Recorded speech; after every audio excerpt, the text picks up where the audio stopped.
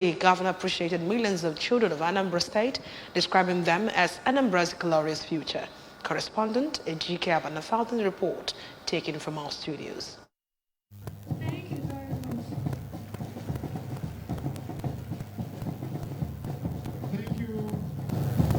In an address, the governor appreciated millions of Anambra children, describing them as Anambra's glorious future. While assuring to continue investing in education, Governor Soludo stated that education is the bridge to the future, expressing optimism that the investment made by his administration will start yielding results soon. The government enumerated some of his administration's strides, including recruitment of 8,115 teachers based on merits, free education, increase in the enrollment into Anambra School by 18.7% among others, saying that Anambra children matter as the greatest asset. He called on everyone to invest in education, describing it as everyone's responsibility through the public-private community partnership PPCP model, as government cannot do it alone.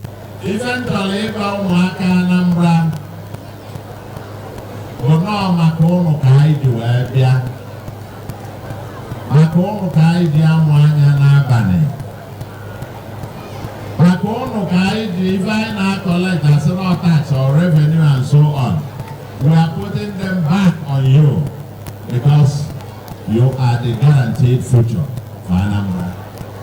The roads will come and go. The skyscrapers can fall. Everything else can disappear. But the investment in the children of Anambra will endure forever. And that's why we prioritize you, and that is why we lay emphasis and put you as priority number one. In an opening speech, the Commissioner for Women Affairs, Children and Social Welfare, Mrs. Ifeoma Obinabo, said that this year's theme ties into the governor's plan to enhance the well-being of every Anambra child and Nigeria through his numerous quality education policies and skills development among growing children and youths by extension. Mrs. Obinabo highlighted how the governor is providing quality health care to primary health facilities in the 21 local government areas. His stride through ASHA to children and women, provision of quality free education from Mary 1 to just S3 in safe and well-maintained public school in all communities. Mr. Governor's manifesto for the Anambra shows that enhancing the well-being of the Nigerian child through quality education and skills development of the Nigerian child is possible and achievable to build a livable and prosperous homeland. As we join the rest of the Federation in celebrating our children, this is important that as parents, we should honestly give our children the needed parent-child relationship and make the home more conducive for them to strive, even in the face of unavoidable life challenges.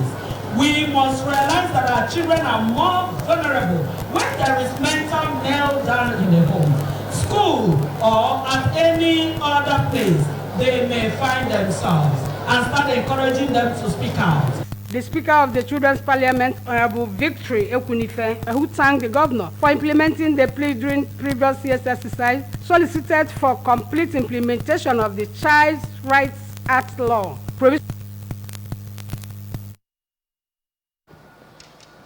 United Nations Peace and Positive Living Awareness Center, UNP-POLAC, has held its annual general meeting and groundbreaking ceremony of its Peace and Leadership Center multipurpose building project.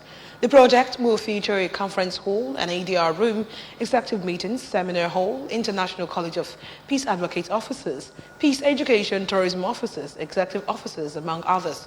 Correspondent Joseph Ebocha now reports. Before commencement of launching for the project, the Speaker of Anambra State House of Assembly, Right Honorable Sonto Chukwudeze, represented by the Deputy Majority Leader of the House, Dr. Jude Akpwa, highlighted the importance of peace in achieving sustainable development, saying that such necessitated the House to pass a bill to establish the Anambra State Peace Building and Conflict Management Agency 2024 and other related matters recently. So, as the Speaker, all of us are here together talking about peace. I want to tell you that if you go to the various places, your houses, your home, your offices, they will know you as a peacemaker. In her keynote speech, the Vice-Chancellor of Chukwuemeka Odumegwu Ojukwu University, Professor Kate Omenora, noted that peace is not absence of conflict, but presence of justice, urging all to create a society where justice prevails. She, however, stated that though justice is difficult to achieve, it is necessary for peaceful coexistence, adding that to cultivate peace, there is need to invest in education. We simply need to ensure that we do not look down on our people and that we do not have ethnocentric behavior towards other people. Among royal fathers present at the event was the traditional ruler of Umueri, Igwe Ben Emeka, who highlighted the benefits of having peace in a society and thanked UN PeopleLAC for its efforts in entrenching peace in Anambra and society at large. He added that the Peace and the Leadership Center multipurpose building, which he described as legacy project, will be of great benefit to the present and future generations. Without peace, there will be no meaningful development. Without peace, there will be no progress.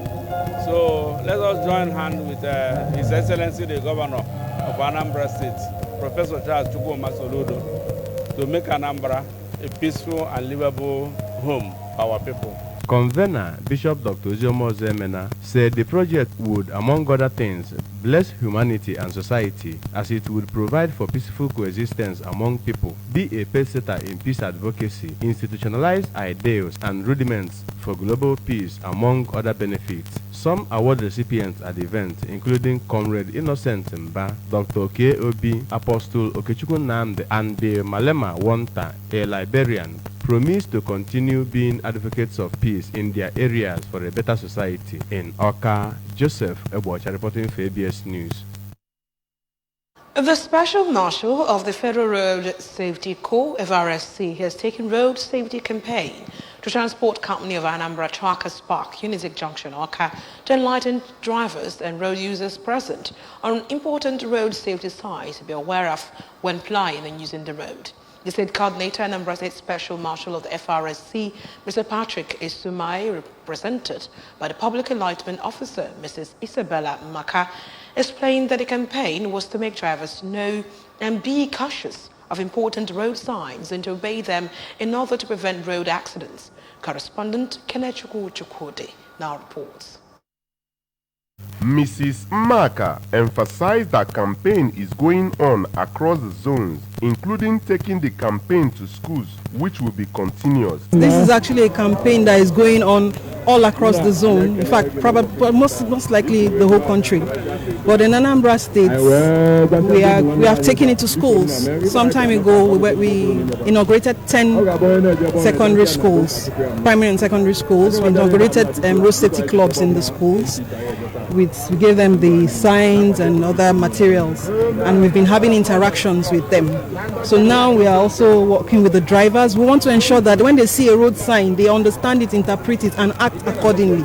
A special marshal, Mr. Dozie Anibogu, noted that drivers, for their safety and that of their passengers, must be aware of traffic signs and warnings and obey them, commending fellow special marshal for the effort towards such noble gesture. We are here to let them know the importance of obeying the traffic rules. You don't know who is in the vehicle. Even if you don't value your life, what about the people in the vehicle? So it's important that they learn to obey the traffic rules. It's for the good of the family, it's for the good of the driver, and it's for the good of the society. Earlier, Mr. Gabe Okpaleze, a special marshal, took drivers and road users present through learning of different road signs and warnings, including situations where they are applicable, as drivers who got correct interpretations of the road signs displayed were given cash reward. The chairman, Truckers Park, Awka Depot 2, Mr. Christopher Onwudinjo, and the manager, Truckers Company, Mr. Chukwudi Onora, expressed happiness for the gesture by FRSC special marshals and believe it would go a long way in bringing road safety consciousness in the minds of the drivers and minimize road accidents. Some of them are some particular signs. When I haven't shown them something, familiar. So that one of them move now tomorrow now. All such sign, yes, you will remember. You don't go up, so one about you are Motata, you are for Tata, continue and all. Why about you say we were from Yumbe. From Unizik Junction in Oka. It's been Kenechuku Chukwudi for ABS News. Love and excitement fill the air as Mr. Rinze Magnus Okolo and former Miss Sumto Chukwuchisom Chinemelo walked down the aisle to tie the nuptial knot and exchange marital vows before friends and relatives. We have details. The wedding ceremony, which took place at Assemblies of God Church, Umekanaya Odmileya Ubosi, attracted large number of pastors, members of the church, friends of the couple, and many dignitaries. In a service during the wedding, the pastor in charge of Awada 1 district, Reverend Dr. Anthony Alwa, urged wives to submit themselves to their husbands, emphasizing that submission and obedience develops love. Reverend Alwa pointed out that attention and adaptation is very important in the family, as there are ways to retain a happy family. Adaptation is what will help you, to forge ahead in that family. In his advice to the couple, the resident pastor of the church, Reverend Michael Okoro, urged the couple to learn, understand, and be patient with each other. Nobody gets matured marrying. They should continue to learn each other.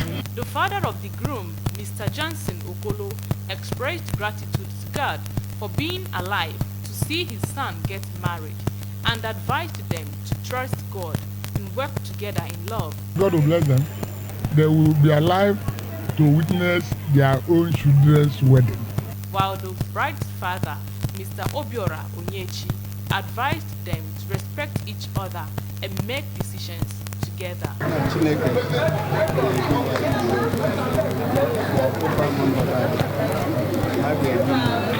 The groom's mother, Mrs. Gloria Okolo, full of joy, thanked God for such a great day and prayed for sweet and successful marriage, even as she charged them to be united in love, never to compare their home with other people's home, and trust in God.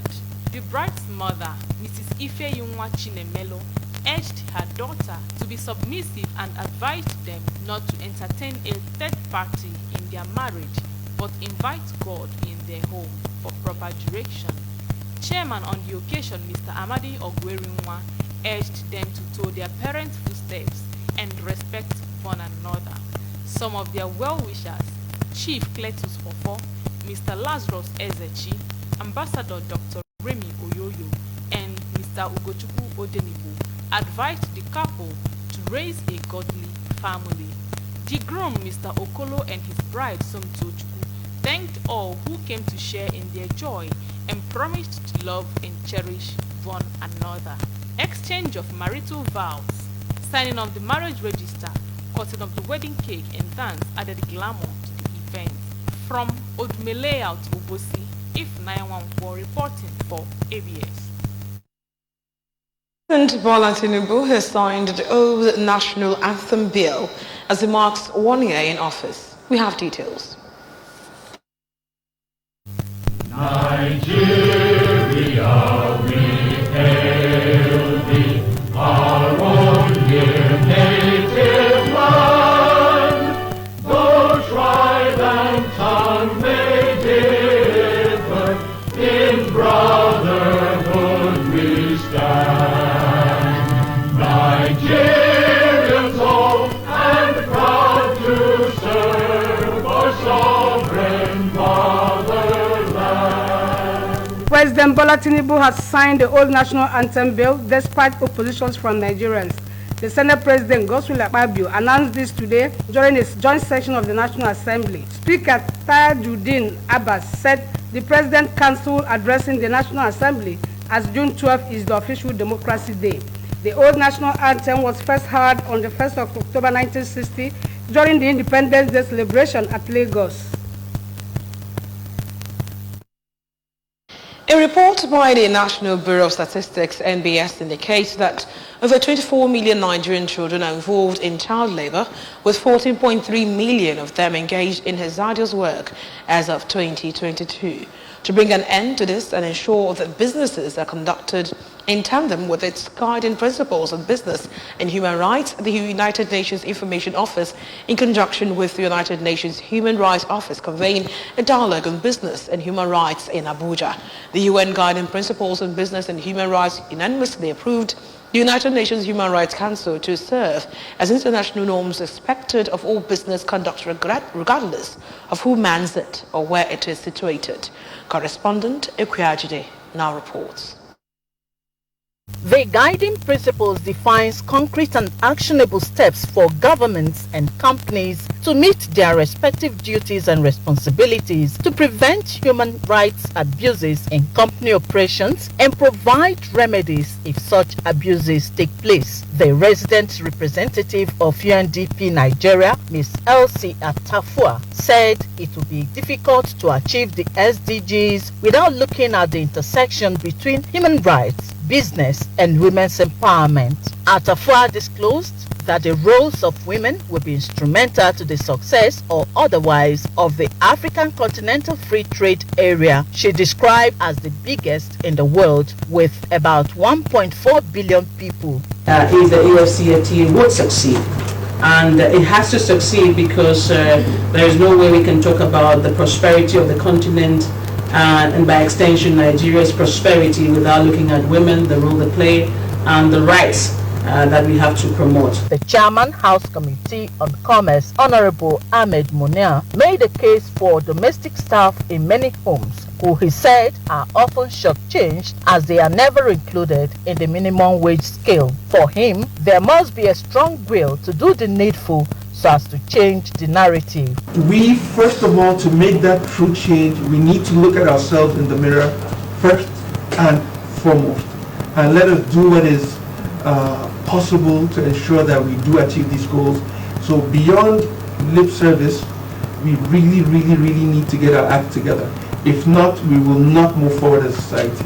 The senior human rights advisor, Ms. Adoja Kufa, said there is need to ensure every policy commitment in respect to human rights is practical and not theoretical. As such, businesses should understand their human rights responsibilities as provided by the UN Guiding Principles on Human Rights. Others who spoke include the House Committee Chairman on Human Rights, Honorable Abiola Makinde, the country representative, International Labour Organization, ILO, Dr. Vanessa Pala, among others, who spoke on their efforts and the need to expedite dispensation of justice for victims. Nigeria is one of the first 3 African countries to adopt a national action plan, which implies that companies must avoid infringing on the rights of individuals and communities, but ensure that they do not undermine state ability to protect human rights, and must show willingness to put in place measures to address human rights abuses when they occur. In Abuja, Princess Ekwi Ajide reporting. At least 28 people have been killed in Pakistan's southwestern province of Balochistan after a bus that were traveling in fell into a ravine.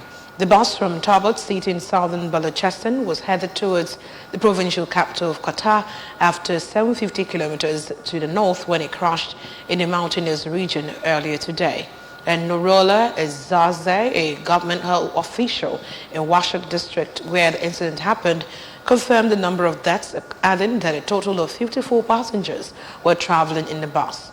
He said some of the survivors have sustained serious injuries and are being treated at a local hospital. Mohammed Ismail, a government official in Washak, said the bus crashed through a bridge and fell into the rocky ravine, and the bus driver is among the dead. In a statement, Pakistan's Prime Minister Shehbaz Sharif expressed his condolences over the incident and directed authorities to help the injury. The remains of a former director of engineering of Anambra Broadcasting Service and community leader in Ameza village, Orauku, Engineer Opioreze, have been laid to rest. The burial ceremony held attracted Anglican priests, relations, community members and associates who gathered to pay their last respects to the deceased, who retired from public service in 2005 and died at the age of 83. Correspondent Kenechukwu Chukwudi now reports. Sermon, Venerable Rapuluchukwu Okoye explained that accumulated wealth on earth is all vanity, as every mortal lives with nothing, admonishing Christians to seek the face of God when they still have time on earth.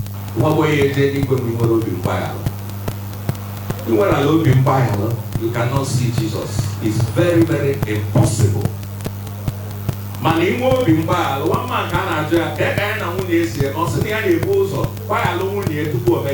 The eldest son of the deceased, Mr. Oluchukwu Eze, described the father as a peaceful man with impeccable character of honesty and a good record keeper who served in the state civil service and his community meritoriously. Held a whole lot of good positions that at the time he single-handedly made the King Dread to rise from with the lowest bottom where they were to become one of the King Dread you can never think of in this American. The second son, Mr. Chinwuba Eze, explained that their father was a patient and kind personality who taught him diligence and management. Onyinye Nwachukwu described their father as an intelligent and a humble man who achieved success by God's grace and dint of hard work, urging all to live purposefully and leave good legacy. Handwriting remains the best handwriting I've ever seen. Yes, and he inspired me to have a very good handwriting too, because I always want to write the way he writes. Late Engineer Eze was a 1962 set of the Dennis Memorial Grammar School, Onitsha, and later proceeded abroad for further education, from where he joined Anambra Broadcasting Service as an engineer after working with the defunct NITEL. Staff and retirees of the ABS, including the Director of Administration, Lady Tina Ekenta, and in-law, Mr. Ifan Jidofo family from Ugbo, old boys of Dennis Memorial Grammar School, Onitsha, among others, were present to pay their last respect to the departed. From Oruku, it's been Kenetuku Chukwudi for ABS News. Before we go tonight, remember that you can follow news and programs on ABS TV from any part of the world by liking our Facebook page on Anambra Broadcasting Service. Subscribe to our YouTube channel at ABS Television Oka. On X, formerly Twitter, we are ABS Radio TV. On Instagram, we are ABS Radio TV. You can log on to our website at www.absradiotv.com. Now the main points that made the news again tonight. Governor Soludo has restated commitment in providing qualitative education to Anambra children. United Nations PIPILAC has commenced Peace Center multipurpose building project in Anambra. President Tinubu has signed the old national anthem bill. From the foreign scenes, 28 have been killed as a bus fell into river in Pakistan. Here's a special message again. Governor Chukwuma Soludo has come for a total turnaround maintenance of the Anambra State economy and promotion of core Igbo values. That's giving maximum support for the task ahead. And that's all on the news tonight. My name is Uche Chukwu Ibanam. Thank you so much for staying with us. Good night.